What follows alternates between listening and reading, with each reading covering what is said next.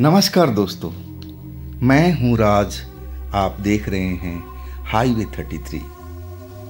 दोस्तों, कल की कहानी एपिसोड नंबर 811 आपने देखा है। कमेंट भी आप लोगों का आया है, रिस्पॉन्स भी उस पर अच्छा मिला है। तो आज मैं उसका दूसरा भाग लेकर के आया हूं। तो चले कहानी की ओर। नाम वही है, अरविंद। अरविंद जी की ये आप बीती है। तो अरविंद जी गुजरात से जब लौटे तो बेहद खुश थे, क्योंकि उनके पास में अब लाखों रुपया था। घर पर आए, लेकिन रास्ते में जब ट्रेन में थे तब वो जो लड़की उनके सपनों वाली थी, जब भी उनकी आंख झपकती थी पल दो पल के लिए, तो उसका चेहरा उनके जहन में आ जाता था, जैसे लग रहा है कि उनकी आंखों के सामने ही है। अरविंद जी घबरा करके आंखें खोल देते। तब लगता है अरे तो ट्रेन में है, डरने की क्या बात है। और वो तो मेरी शुभचिंतक है, वो मुझे क्यों कोई ऐसा सताएगी, क्यों मुझे डराएगी, इससे मुझे डरना नहीं चाहिए। खैर अपने गांव पहुंच गए थे। गांव में भी परिवार के लोग चिंता कर रहे थे कि आखिर अरविंद इतना पैसा कैसे लेके आए, वो भी इतनी कम वक्त में। उनके पिता, उनके बड़े भाई सब गुस्सा कर रहे थे कि अरविंद बताओ, सही सही बताओ, ये तुमने पैसे कहाँ से ले आए। अरविंद कोई बात छिपाए नहीं, एक एक बात जो सही थी वो बताते चले गए। बताए कि एक लड़की ने उनको बैग में सारा रुपया दिया है। अब विश्वास तो करना ही था घर वालों को, क्योंकि जानते थे कि अरविंद ऐसा कोई काम नहीं कर सकता है, कोई गलत काम कर नहीं सकता।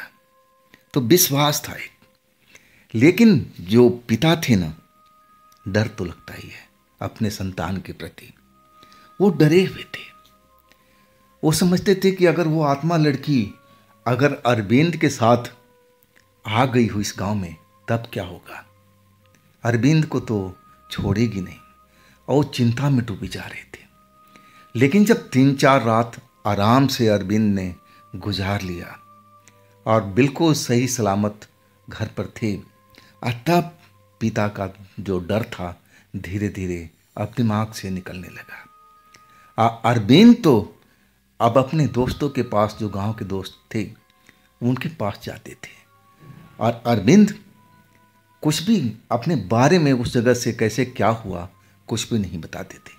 घर वालों ने उनको मना किया था कि अरविंद, ये सब बातें बाहर में किसी को बताने की जरूरत नहीं है, नहीं तो लोग बाग तुम्हें शक की निगाह से देखेंगे। और वही अरविंद कर रहे थे। अपने दोस्तों से कुछ भी जो सच्चाई थी वहाँ की बता नहीं रहे थे।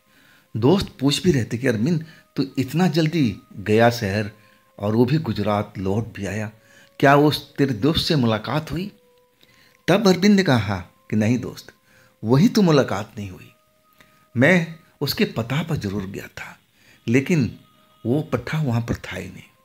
लगता था कि मेरे जाने से पहले अपना मकान उसने बदल दिया था, तभी तो मुलाकात नहीं हो पाई, और इसलिए मैं लौट आया।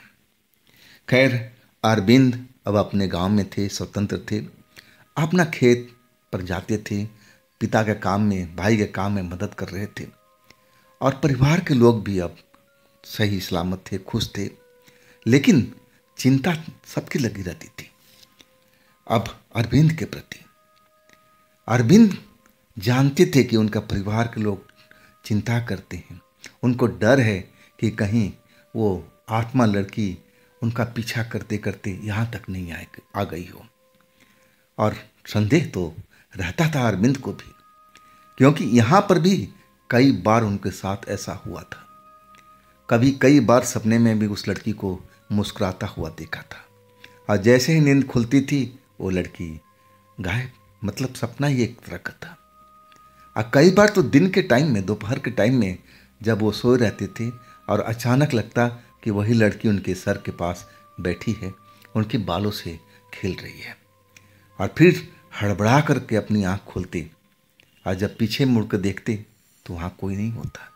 लेकिन उनको एहसास जरूर होता था कि उनकी बालों में कोई उंगलियां डाल करके और जुल्फे सहला रहा है। एहसास उनको पक्का रहता और इसलिए वो थोड़ा चिंतित रहते थे। डरते नहीं थे उस लड़की से, डर नहीं था। वो जानते थे कि वो लड़की उनकी शुभचिंतक है और कभी भी उनके साथ धोखा नहीं कर सकती। अब फिर अरविंद का अब खेतों का सीजन था। जो उनके भाई पिता सब कुछ अपने खेतों में लगे हुए थे, क्योंकि उनका मुख्य जीविका खेती बाड़ी थी। या खेती बाड़ी भी अच्छी खासी थी।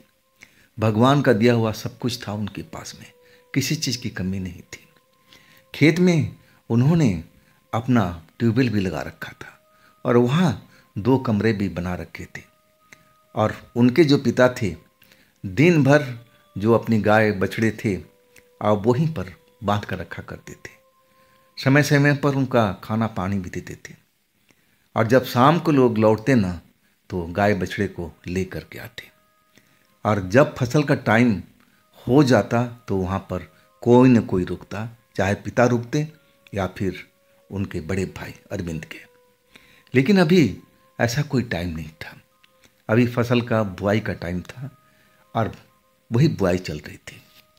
अब दिन रात लोग खेत में मेहनत कर रहे थे, जिसमें अरविंद भी लगे हुए थे। और एक रात काफ़ी बीत चुकी थी, करीब करीब आधी रात होने जा रही थी। और खेतों का काम जो था पानी का, सिंचाई का, वो चल रहा था। अब पिता भी भूखे थे, बड़े भाई भी भूखे थे।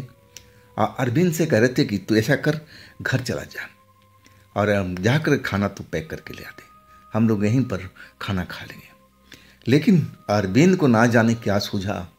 वो कहने लगे कि अरे पापा, आप बड़े भाई को लेकर चले जाओ, घर पर ही खाना खा लेना और मैं यहाँ पर हूँ, कोई दिक्कत परेशानी मुझे नहीं है, मैं सब कुछ संभाल लूँगा। पानी तो खेत में ही जा रहा है, जहाँ जहाँ ज़रूरत है मैं फवाड़ा चला दूँगा, आप लोग जाओ आराम से और आराम कर लेना, घर पर आने की ज़रूरत नहीं है। जब ये बात उनके भाई और पापा ने सुना तो एक खुश हो गए कि चलो अब हमारा लड़का समझदार हो गया है, अब हमारा बोझ थोड़ा हल्का कर देगा। अब बार बार अरविंद के बड़े भाई मुस्कुराते हुए पूछने लगे कि अरविंद सही बोल रहा है, हम लोग जाएं घर पर। अरविंद कहने लगा हाँ भाई, आप तो जाइए, आराम कीजिए, अब थोड़ा सा तो काम है, अब मैं देख लूँगा, इसको संभाल लूँगा, आप लोग जाओ खाना खाओ और घर पर आराम करो, जब मेरा काम ख़त्म हो जाएगा तो मैं खुद आ जाऊँगा। अब इसके बाद उनके पापा और उनके बड़े भाई अब अपने गांव की तरफ, घर की तरफ लौट गए। उस जगह पर अब अरविंद थे, रात का टाइम था, ट्यूबवेल उनका चल रहा था और चांदी जैसा पानी निकलता हुआ दिखाई दे रहा था और पानी उनके खेतों में जा रहा था। खेत भी अब बड़े बड़े उनके थे। अब इतना आसानी से अब सिंचाई तो नहीं हो पाता, टाइम तो ज़रूर लगता है। और वही सिंचाई देख रहे थे, जहाँ जहाँ लगता था कि हाँ इधर का खेत अब पट चुका है तो दूसरी तरफ नाला का खोल देते थे। और अचानक उनका निगाह अब बोरिंग के पास गया, ट्यूबवेल के पास में। वहाँ लगा कि किसी को उन्होंने देखा है। जब वो अंधेरी रात थी, लेकिन वहाँ पर ट्यूबवेल के पास में बल्ब जल रहा था, रोशनी थी और उस रोशनी में उन्होंने देखना शुरू किया। और तब उनको एहसास हुआ कि उस ट्यूबवेल के पानी जहाँ गिर रहा ना, वहाँ पर कोई औरत है जो पानी के साथ में खेल रही है। जब ये देखे तो अरविंद को इतना ही समझ में आया कि कोई गांव की औरत आ गई है। लेकिन अगले पल दिमाग में आया, भाई इतनी रात को गांव की औरत और हमारे ट्यूबवेल पर क्यों आएगी। अरविंद को डर नहीं लगा। उस वक्त तेजी से अपने ट्यूबवेल के पास चले गए। जब वहाँ गए ना तो वो जिस औरत को देखे थे, जिस लड़की को देखे थे, वहाँ तो थी ही नहीं। लेकिन वहाँ पर वो निशान जरूर मौजूद थे, जैसे कोई पानी के साथ में खेल रहा था। पानी के छींटे अब सूखी जमीन पर गिरी हुई थी। अब अरविंद को समझ में आ गया कि जरूर कोई ना कोई यहाँ पर है और मेरे को आते देख या तो भाग गई है या छुप गई है। चलो कोई बात नहीं। फिर अरविंद अपने काम में लग गए। फिर कुछ देर के बाद अनायास उनकी निगाह अब ट्यूबवेल के पास में पड़ी। फिर वही औरत दिखाई दी, दूर से औरत नजर आ रही थी, बाल खुले हुए थे, पानी के साथ में खेल रही थी। अरविंद वहीं से चिल्ला पड़े, अरे कौन है मेरे ट्यूबवेल के पास में? और जब तक कोई जवाब देती या नहीं देती, अरविंद दौड़ गए थे, क्योंकि उस औरत को या जो भी लड़की थी उसको देखना चाहते थे। और दौड़ते हुए चिल्लाते हुए उस जगह पर पहुंचे। और तब उन्होंने देखा कि वहां तो कोई है ही नहीं, ना जाने कौन थी। और दूसरी बार इनके साथ में ये दिखाई दी थी। अरविंद ट्यूबवेल का जो बनाया हुआ था हौद, जहाँ जिसमें पानी गिरता था, और जिस जगह पर वो लड़की या औरत खड़ी थी वहाँ देखने लगे, आसपास में देखने लगे, खेतों के साइड में। लेकिन फसल अभी इतने ऊंचे नहीं था कि उसमें कोई छिप जाए।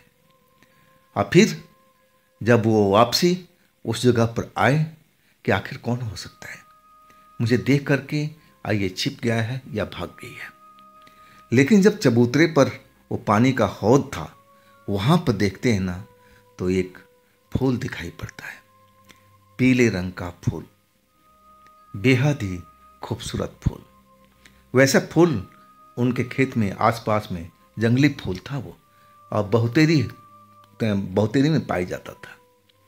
और उसमें कोई खुशबू आता नहीं था। बहुत नज़दीक से अगर सूंघा जाए तब थोड़ा बहुत खुशबू का आभास होता था। और वो ताज़ा फूल कौन रख के गया है? अब जो थे अरविंद एकदम सोच में पड़ गए। आसपास फिर देखने की कोशिश करने लगे, लेकिन कोई दिखाई नहीं दिया। और तब उनको एहसास होने लगा कि कोई मेरे साथ में खेल तो नहीं रहा। कौन हो सकती है, कौन हो सकती है आधी रात में? गांव तो यहाँ से दूर है, कौन आ सकते हैं यहाँ पर? अभी तक अरविंद ऐसा कुछ समझ नहीं पाए थे कि उनके साथ कोई आत्मा, कोई भूत, कोई प्रेत या कोई चुड़ैल उनके साथ खेल रही है। बिल्कुल समझ नहीं पाए थे। जब वो नज़र नहीं आई तो उस फूल को उठा करके और फिर अपने जहाँ सिंचाई हो रही थी उस साइड में चले गए और बार बार मुड़ के देखते, लेकिन कोई भी अब नज़र नहीं आ रहा था। खैर, अभी पानी का काम चल ही रहा था। करीब करीब उनको पिता को गए करीब करीब 2 घंटा के आसपास बीत चुका था। मतलब रात के करीब 1:30 के आसपास का टाइम था, 1:30 बज रहा था। और तभी उनके पिता और भाई खेतों की तरफ लौट आए। जब उनको आता हुआ देखे तो अरविंद नाराज होने लगे अपने भाई पर। भैया क्यों आ गए आप? क्या मैं इतना नहीं कर सकता हूँ? आप लोग मुझे विश्वास नहीं करते, इसीलिए तो मुझे गुस्सा आता है। विश्वास तो करना चाहिए। क्या मैं अच्छा काम नहीं कर रहा हूँ? अरविंद के भाई हंसने लगे, कहने लगा, अरे बहुत बढ़िया कर रहा भाई, मैं तो यही सब देखने आया था कि कैसा काम चल रहा है। ऐसा कर, अब तू जा घर पर और खाना भी खा लियो, देख रात का 1:30 बज चुका है, और जाके आराम भी कर लेना। अब हम लोग दोनों जने अब खेत के काम संभाल लेंगे। अरविंद जाना नहीं चाहते थे और उनको याद आ गया कि अभी जो कुछ देखा है कहीं अपने पिता को तो नहीं बताए कि ना बताएं। मन में दुविधा चल रही थी। फिर सोचा कि देखा तो है नहीं, खामखा पिता भाई उन पर शक करने लगे। आई फिर अरविंद अब अपने घर की तरफ चल पड़े थे। गांव के जब आधा रास्ता जब पार कर गए थे और तब उनको एहसास हुआ कि उनके पीछे तो कोई आ रहा है। जब मोड़ कर देखे तो कोई भी नहीं था, लेकिन कदमों की आवाज़ बिल्कुल सुनाई पड़ रही थी, जैसे उनके पीछे कोई चल रहा हो या चल रही हो। जब वो मुड़ के देखते ना तो कोई होता ही नहीं था। लेकिन अब जब ये अरविंद के साथ में 2-3 बार हो गया ना, अरविंद थोड़ा घबरा से गए थे। कहीं उनको शक होने लगा कि कोई गांव की चुड़ैल उनका पीछा तो नहीं कर रही है। अब फूल जो पीला फूल था वो तो खेत में कभी का फेंक चुके थे। अब अपने गांव की तरफ अब थोड़ा डर लग रहा था उनको। डरते हुए आगे बढ़ते जा रहे थे। अब कुछ ही देर पहुंचे थे और तभी फिर आहट हुई। जैसे ही आहट हुई एकदम घबरा गए। अब मुड़ कर देखते हैं तो कुछ भी नहीं। एकदम डर जाते हैं उस जगह पर अरविंद। और भागने की कोशिश करते हैं। और तभी एक खिलखिलाहट, जैसे कोई लड़की हंस रही हो, बिल्कुल खिलखिलाहट एकदम सुनाई पड़ी, जो बहुत तेजी से हंस रही हो। और उस आवाज को एकदम से अरविंद पहचान गए थे। ये तो वही लड़की थी, गुजरात वाली, जो उनके सपने में अभी भी कभी कभी आती है। आवाज को पहचानते थे, ये तो वही आवाज है। लड़की हंस रही थी, दिखाई नहीं दे रही थी। अरविंद एकदम जो दौड़ रहे थे, अब आवाज सुन करके रुक गए और इधर उधर देखने लगे कि आखिर ये लड़की है कहां पर। वास्तव में लड़की दिखाई नहीं दे रही थी, लेकिन महसूस हो रहा था कि उनके आस पास में ही कहीं पर है। लगातार हंसती जा रही थी। अब अरविंद डरे हुए तो थे और कहने लगे कि देखो, आप मुझे डराने की कोशिश मत करो, मैं आपको पहचान गया हूँ। आप वही हो ना जो आपने मेरी मदद किया है, गुजरात में आप मिली थी, आप वही है ना, आप यहाँ तक आ गई हैं। अब इसके बाद वो लड़की जो हंस रही थी, अचानक हंसी उसका रुक गया। अब फिर थोड़ी देर के बाद आवाज़ आया कि हाँ, तुमने तो मुझे बहुत जल्दी पहचान लिया। मैं तो कब से तुम्हारी पीछे पीछे हूँ, लेकिन तुम मुझे देख ही नहीं पाए। अरविंद सही मायने में उस जगह पर अब थोड़ा डर चुके थे। अब कहने लगे, आपने मेरा पीछा क्यों किया? आप गुजरात से यहाँ तक कैसे आ गए? आप मेरा पीछा छोड़ दीजिए। मेरे घर वाले अभी भी संदेह करते हैं, डरते हैं कि कहीं आप मेरा नुकसान तो नहीं करेंगे।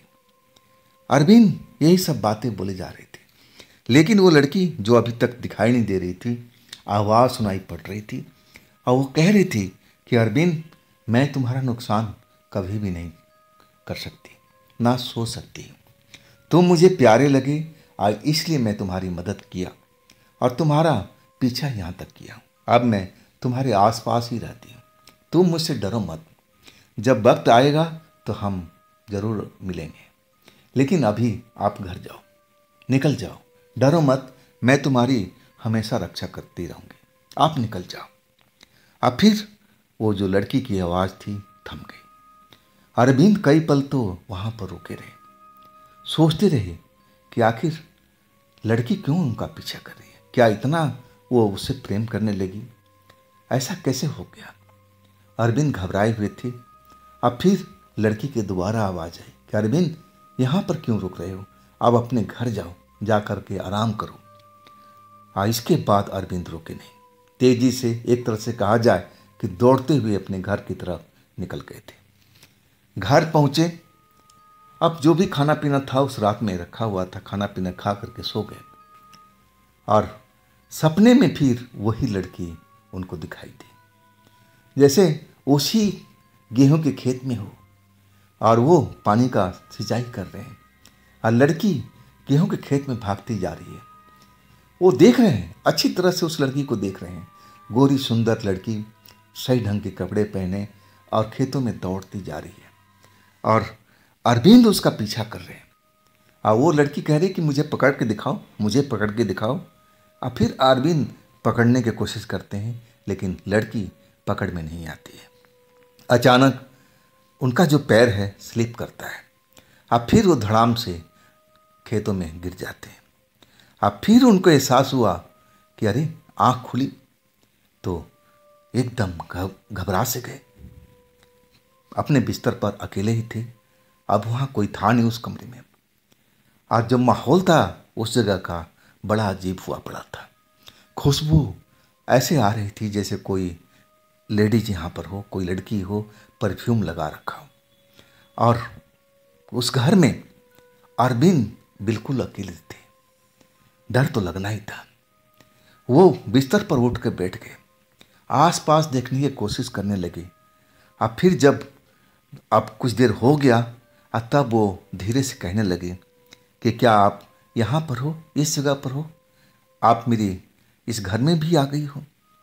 अब फिर अरविंद को एक हल्की सी हंसी सुनाई पड़ी।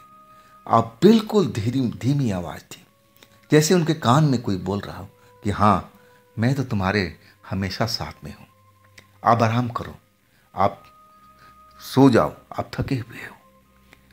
और इसके बाद ना जाने कौन सा ऐसा जादू हुआ कि अरविंद उस लड़की से कुछ पूछ ही नहीं पाए, आराम से उस बिस्तर पर लेट गए थे।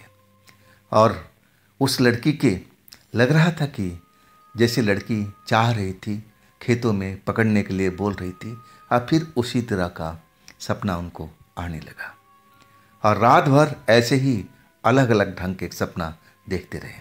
कभी देख रहे हैं कि उस लड़की से मेरी सगाई हो गई है, कभी देख रहे हैं कि उस लड़की से मेरी शादी हो गई है, लड़की उनका दुल्हन बन करके उनके घर में आई है, उसका घूंघट उठा रहे हैं, लड़की शर्मा रही है। तरह तरह का ऐसे ऐसे घटना जो सपना था वो रात भर देखते रहे। सुबह जब हुई ना तो आंखें उनकी भारी थी, सही ढंग से रात में सो नहीं पाए थे। आंखें उनकी भारी भी थी, लाल भी थी। अब उनके भाई लौट आए थे, पिता लौट आए थे। और जब उनका माता ने उनको अरविंद को देखा तो कहने लगी, बेटा तेरी आंखें लाल हुई पड़ी है, तू लग रहा है कि रात भर सो नहीं पाया, बात क्या है बेटा, कैसे क्यों जाग रहा था, कुछ तो बता। अरविंद बताना चाहते थे बहुत कुछ, लेकिन जानते थे कि उनके परिवार जो है एक बार बता दिया ना तो पीछे पड़ जाएंगे। वो लड़की जो उनको मदद किया था, और उस लड़की को आप जानते हैं कि अगर बता दिया तो घर वाले मानेंगे नहीं कि वो लड़की यहाँ तक आ गई है। वो समझेंगे कि कोई चुड़ैल है, कोई भूत है, और उसको भगाने की कोशिश करेंगे। और इसीलिए अरविंद कुछ नहीं बता रहे थे।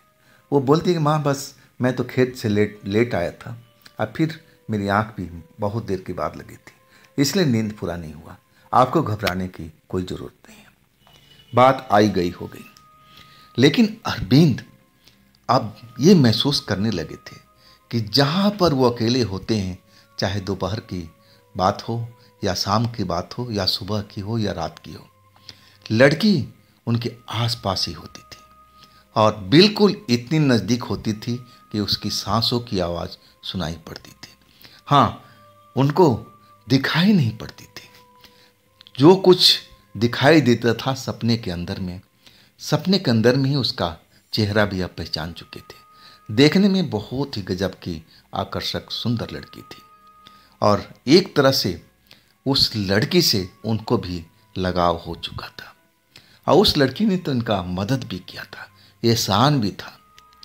अब धीरे धीरे अब महीना बीतने लगा, और इसके बाद उनका जो गेहूं का फसल था वो भी अब बड़ा हो चुका था। अब शाम के टाइम में रखवाली करने भी जाते, और जब शाम को जाते ना तो लौटते तो 10-11 बज जाता था। ट्यूबवेल के पास में ही वो बैठे रहते थे, और घर वाले जो थे अब अरविंद के बारे में सोचने लगे थे कि ये लड़का कभी रात के टाइम खेतों में नहीं जाता था, वो भी अकेले, और आजकल इसका समय जो है ज़्यादातर अकेले ही बीत रहा है। बात क्या है, इसका राज क्या है। अब उसके जो बड़े भाई थे उनको भी मन में अब इस तरह का शंका होने लगी थी कि आजकल अरविंद जो है ना अकेले बहुत ज़्यादा रहता है, अब कोई बात पूछो तो गोल मोल जवाब देता है। शक तो होना ही था। इसके बाद उसके जो बड़े भाई थे, जब अरविंद खेतों पर गए थे फसल की रखवाली करने, तो चुपचाप एक रात को पहुंच गए थे। आप अरविंद अपने ट्यूबवेल के पास जो पानी का हौद था, जिस जगह पर फूल उस लड़की ने रखा था, उसी जगह पर बैठे हुए थे। जब उनके बड़े भाई पहुंचे ना तो अरविंद किसी से बातचीत कर रहे थे। जब बातचीत सुनाई पड़ी ना तब अरविंद को, बड़े भाई को लगा कि जो मैं सोच रहा था ना वही बात हो रही है। जरूर ये लड़का किसी लड़की के चक्कर में फंस गया है, इसीलिए देर रात तक ये खेतों में रहता है। अब अरविंद को समझाने के लिए कि देख भाई ये सही चीज़ नहीं है, तो इस जो भी लड़की है इससे दूर रहा, हम भी तेरी शादी कराएंगे, वो भी वक्त आएगा, लेकिन अभी इस लड़की से दूर रहा। यही समझाने के लिए अरविंद के सामने चले गए। जैसे ही अरविंद के सामने गए ना तो क्या देख रहे हैं कि अरविंद तो अपनी जगह पर बैठे हुए हैं, और उनके बगल में एक खूबसूरत लड़की खड़ी दिखाई दे रही है। वैसी खूबसूरत लड़की गांव में या आसपास के गांव में अरविंद के बड़े भाई ने देखा तक नहीं था। बड़ी बड़ी जुल्फें खुली हुई थी, देखने में ही आकर्षक लग रही थी। और जैसे उस लड़की को देखे ना, जो अरविंद के बड़े भाई थे, और एकदम चीख पड़े थे, अरविंद को डांटने लगे थे कि अरविंद, ये क्या बदतमीजी है, ये कौन है लड़की। और उसी वक्त जो लड़की थी अब एक तरह से डर सी गई थी।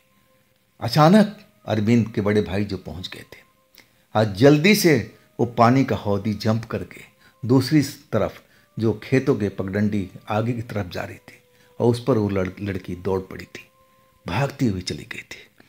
अरविंद वहां पर बिल्कुल शांत पड़े हुए थे, जैसे उनकी आंखें पथरा गई हो, आसमान की तरफ ऐसे घूर रहे थे।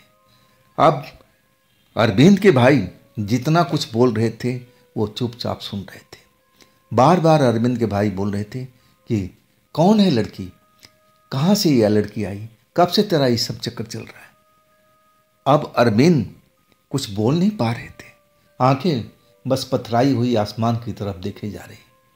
और अरविंद के भाई समझ रहे कि लड़का जवाब नहीं दे रहा है। जब अरविंद के पास पहुंचे, जैसे ही अरविंद को हाथ लगाया तो अरविंद तो जमीन पर लुढ़क गए, एकदम जैसे उनको होश ही नहीं हो। और इसके बाद तो अरविंद के भाई, बड़े भाई घबरा गए कि सब क्या हो गया। अरविंद को पानी डाल डाल करके होश में लाए। बड़ी मुश्किल से अरविंद आंखें खोली, और जैसे ही आंखें खोले ना तो भौचक्के से हो गए और इधर उधर देखने लगे। अरविंद के बड़े भाई समझ गए कि शायद उसी लड़की को ढूंढ रहा है। हुआ क्या तेरे साथ में भाई, अरविंद के बड़े भाई पूछने लगे। अरविंद अभी भी हैरान थे, हर तरफ खेतों की तरफ निगाह दौड़ा रहे थे। अरविंद के बड़े भाई कहने लगे कि क्या उसी लड़की को ढूंढ रहा था जो इस जगह पर खड़ी थी, ये कब से चल रहा है तेरा, आई तेरे को हुआ क्या था, तू कैसे बेहोश हो गया, बात बता दे। लेकिन अरविंद कुछ भी नहीं बता रहे थे। आखिरकार जब कुछ नहीं बताए तो हाथ पकड़ करके अरविंद के भाई अब गांव की तरफ लेके आए, घर लेके आए, और पिता को बताया, अपनी माँ को बताया कि देख अरविंद ऐसे ऐसे कर रहा था, खेत में ना जाने किस गांव की लड़की थी और उसके साथ बैठा हुआ ट्यूबवेल पर अब बातें कर रहा था। अब मुझे देख करके जैसे बेहोशी का नाटक कर दिया, मुझे तो ऐसा ही लग रहा है। माँ इसको संभालो, पूछो इससे कौन थी वो लड़की। अरे वक्त आएगा तो इसकी भी हम शादी करेंगे, ऐसी कौन सी जल्दीबाजी हो गई है, लड़की के चक्कर में पड़ने की क्या जरूरत है। अब फिर अरविंद की माँ अब अरविंद से पूछने लगी कि बेटा सच बता, बात क्या है, अब तू बेहोश कैसे हो गया, वो तो बात बता दे। अरविंद अब कुछ भी नहीं छुपाए और एक एक बात बताने लगे कि माँ वो तुम विश्वास नहीं करोगी, वो लड़की वही गुजरात वाली है जो मुझे मदद किया था और वो यहाँ तक आ गई है। वो कहती है कि तुम मुझे बहुत प्यारे लगते हो, मैं तुम्हारे आसपास रहती हूँ, तुम्हारी रक्षा करती हूँ, मुझसे प्यार करती है माँ। हाँ वही लड़की थी ट्यूबवेल पर। हाँ माँ मुझे कैसे मैं बेहोश हो गया मुझे कुछ भी नहीं मालूम। और इसके बाद तो घर में एक तरह से सन्नाटा पसर गया था। अरविंद की माँ अपने बड़े बेटे यानी अरविंद को, बड़े भाई को बताया और फिर अपने पति को भी बताया कि देखो ऐसी ऐसी बात है, जिस चीज़ का हम लोग शंका कर रहे थे वो शंका बिल्कुल सही है, वो लड़की अब यहाँ भी आ चुकी है। अब देखो तुम लोग कैसे इसको अब इसके शरीर से हटाओगे। ये तो लड़की कह रही है कि हम इसी के पास में रहेंगे, इससे प्यार करती है, अब तुम लोग निपटो इससे। अरविंद के पापा, अरविंद के बड़े भाई अब टेंशन में थे। खैर वो रात तो चलो सब कुछ आराम से निकल गई, लेकिन सुबह में अब जो अरविंद के पापा थे अरविंद से फिर अकेले में अब बुला करके पूछताछ करने लगे कि बेटा तू सही से बता, जो अपनी माँ की बताया है बात बिल्कुल क्या सही है। अब अरविंद ने जो बात सही थी वो बोले हाँ मैं जो कुछ बताया हूँ इसमें मेरा कोई दोष नहीं है, मैं उस लड़की से तो मिलना भी नहीं चाहता था, लेकिन वो लड़की मुझे अब हर जगह पर दिखाई देती है, जहाँ पर मैं अकेला होता हूँ वहाँ पर आ जाती है और मुझसे प्यार करती है। अब मैं उसको भी प्यार करने लगा हूँ। तो बताओ इसमें मेरी दोस्त क्या है? उसने तो मेरी मदद भी की थी। अब अरविंद के पापा उसको समझा रहे थे कि देखो, तुम जिस लड़की से प्यार कर रहे हो ना, वो वास्तव में जीवत नहीं है, वो कोई इंसान नहीं है, वो हाड़ मांस का कोई पुतला नहीं है, उसका कोई शरीर ही नहीं है। तुम बताओ, क्या ऐसी लड़की से तुम प्यार करोगे? क्या उसके साथ जिंदगी गुजार लोगे? नहीं बेटा नहीं, ये धारणा अपने मन से निकाल दो, ऐसा नहीं होता है। आप फिर कहने लगे कि वक्त आने दो तो मैं तुम्हारा शादी कराता हूँ। लेकिन अरविंद मना करने लगे कि नहीं पापा, मुझे कोई शादी वादी नहीं करनी है, मैं उस लड़की को दिल से चाहता हूँ, अब मैं चाहता रहूँगा, मुझे कोई शादी की जरूरत है ही नहीं। अब दिन पर दिन अरविंद जो थे, अब अकेले और ज़्यादा उनका रातें बीतने लगी, दिन बीतने लगा। और वो जहाँ अकेले रहते वो लड़की उनके साथ में जरूर रहती थी। और घर वाले अब उस लड़की की आत्मा को भगाने की कोशिश में लग गए। अब बिना अरविंद को बताए तांत्रिक को बुलाते थे और घर में आते थे, पूजा पाठ होता था। अरविंद बिल्कुल समझ नहीं पाते थे। जो भी तांत्रिक आता था वो कहता था कि अरविंद पर तो कुछ है ही नहीं, और चलो मैं फिर भी पूजा पाठ कर देता हूँ। उनको हर कोई ऐसे ही बताता कि उस पर कुछ होता तो हम जरूर भगा देते, लेकिन उस पर कोई ना तो चुड़ैल की साया है, ना कोई आत्मा का साया मुझे दिख रहा है। अब जितने भी तांत्रिक आए सब ने यही बात बोला। अब फिर भी पूजा पाठ हुआ, लेकिन अरविंद जो थे, ना तो उनको किसी तरह का तकलीफ थी, ना किसी तरह का तकलीफ महसूस हो रही थी। हाँ, वो जब भी शादी की बात उनके पिता करते, क्योंकि अब समझ में आ गया था परिवार वालों को कि इनका एक ही उपाय है कि शादी करा दिया जाए। और जब इसकी दुल्हन आ जाएगी ना, तो उस लड़की से अपने आप ही चक्कर छूट जाएगा, खुद लड़की उसकी भाग जाएगी जो उसके पीछे पड़ी हुई है। अब वही हुआ। अरविंद को अब शादी की बात अब चल पड़ी थी। अरविंद इसके लिए तैयार भी नहीं थे, मना कर रहे थे, लेकिन माँ बाप ने गुस्सा दिखाया कि अगर तू शादी नहीं करेगा तो हम फलां कर लेंगे, कुछ भी कर लेंगे। और तब जाके अरविंद तैयार हुए थे। अब फिर लड़की का देखा भी हुआ। जो लड़की अरविंद को दिखाएगी बहुत ही खूबसूरत वो भी थी। अरविंद अभी भी दिल से तैयार नहीं थे, लेकिन माँ बाप का ऐसा दबाव था कि वो मान गए थे। शादी भी हुई और दुल्हन भी घर में आ गई। और इसके बाद भी अरविंद अपने पत्नी के घर में रहते नहीं थे।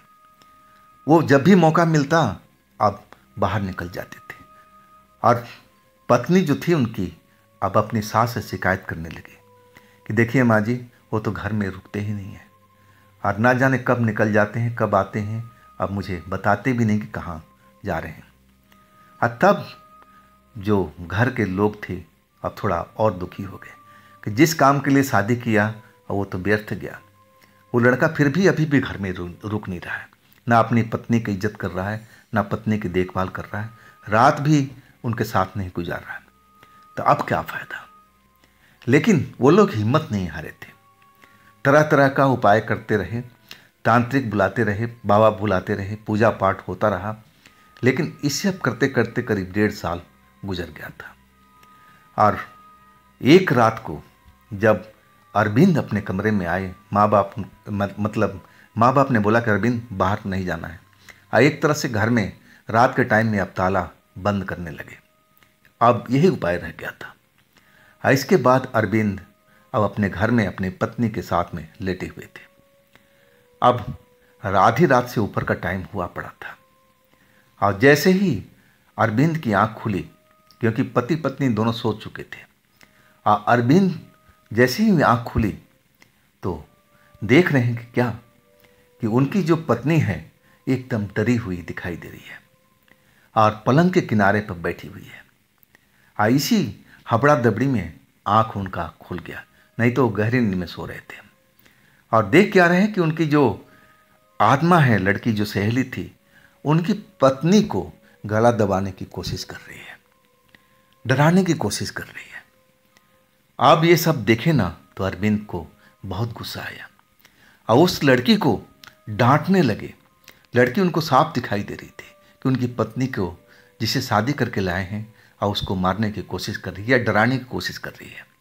वो डांटने लगे कि तुम छोड़ दो मेरी पत्नी को और तुम यहाँ से निकल जाओ, मैं तुम्हें कोई प्यार नहीं करता हूँ, तुम कैसी दोस्त हो कि मेरी पत्नी को मारने की कोशिश कर रही हो।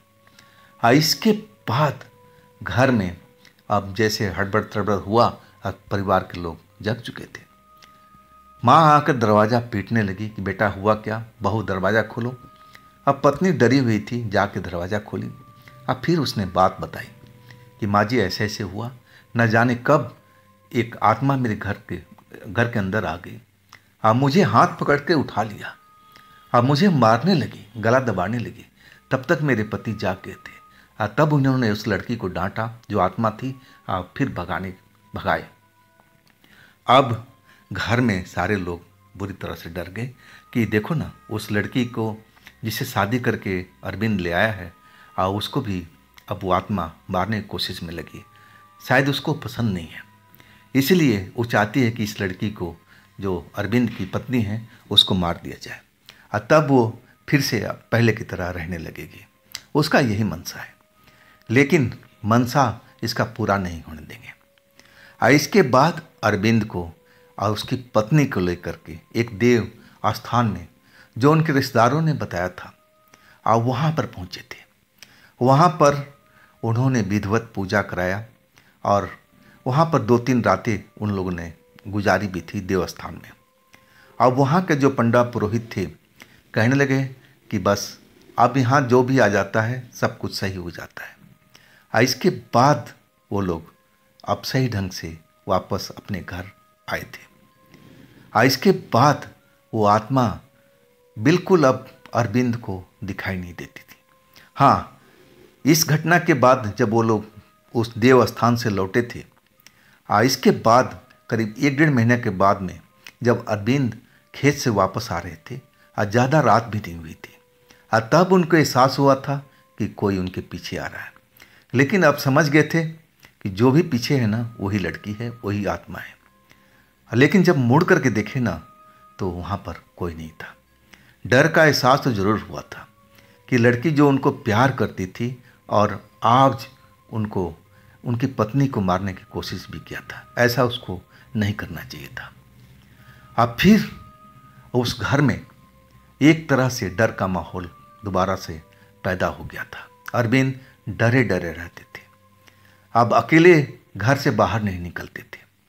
उनके जो पिता भाई पूछा करते थे कि अरविंद अब सब कुशल मंगल तो है, और कोई दिक्कत है तो वहाँ के पुजारी बुलाए हैं कि तू दोबारा से आ सकता है। इसके बाद अरविंद छिपाए नहीं अपने भाई को, कहने लगे कि हमें थोड़ा अभी भी परेशानी दिख रहा है। रात को मैं जब खेत से लौट रहा था, तब मुझे आभास हुआ कि वो लड़की मेरे पीछे है। इसके बाद अरविंद के जो बड़े भाई थे, पापा थे, फिर वो देवस्थान की तरफ चले गए थे। और इसके बाद जब वहाँ से लौटे ना, तब जा कर के उस आत्मा से पीछा छूटा था। वो देवस्थान एक तरह से बजरंगबली का मंदिर है, जो राजस्थान में है, जो हमें इस कहानी में जो बताए हैं अरविंद जी, कि जब मैं उस जगह पर गया था ना, तब मुझे बड़ा ही, जो मेरे शरीर में एक तरह से लगता था कि शरीर भारी भारी सा है, और वो बिल्कुल हल्का हो चुका था। और वहाँ के जो पंडा कहते थे कि जो यहाँ किसी के साथ भूत प्रेत आता है ना, तो बजरंगबली उसको हमेशा के लिए अपने पास में रख लेते हैं, उसको छोड़ती नहीं है। और इसके बाद जब अरविंद अपने पत्नी, अपने परिवार के साथ घर लौटे थे ना, तब से उनके जीवन में कभी भी वो लड़की नज़र नहीं आई। और अचानक वो उग्र कैसे हो गई, अरविंद को समझ में नहीं आ रहा था कि वो लड़की ने तो उनका मदद भी किया जब वो गुजरात में गए थे, और उसी वजह से अरविंद की जान भी बची थी, जैसे उस लड़की ने बताया था। लेकिन शादी होने के बाद में ऐसा वो क्यों करने लगी थी? अगर दोस्त थी तो दोस्त की तरह रहती, पत्नी को सताने का क्या मतलब था? लेकिन अब उस लड़की से हमेशा के लिए अब पिंड छूट चुका था। मेहंदीपुर बालाजी अब उनको लग रहा था कि उनको अपने शरण में ले चुके थे। अब वो कभी भी वो उस जगह से दोबारा निकल नहीं पाएंगे, जैसे वहाँ के जो पंडा लोग हैं बताते हैं कि जो भी आत्मा एक बार इस जगह पर आ जाती है वो दोबारा उस जगह से निकल नहीं पाती, और ऐसा ही हुआ था। इसके बाद अरविंद के घर में एक तरह से खुशहाली तो पहले भी थी, लेकिन अब जो डर का माहौल था ना, बिल्कुल ख़त्म हो चुका था। तो दोस्तों, ये थी अरविंद जी की अपनी आप बीती। अगर आपके पास भी ऐसी कोई आप बीती है, कोई स्टोरी है, कोई कहानी है, तो आप मुझे इंस्टाग्राम पर, यहाँ मेरे व्हाट्सएप नंबर पर आप अपनी स्टोरी को शेयर कर सकते हैं। और दोस्तों, ये भी चैनल आप ही का है, तो इसको भी अपना प्यार दीजिए, लाइक कीजिए, सब्सक्राइब कीजिए, शेयर कीजिए। और फिर हम मिलते हैं अगले रोज़ एक नई घटना, एक नई कहानी के साथ में। आप लोग अपना ख्याल रखिएगा। नमस्कार।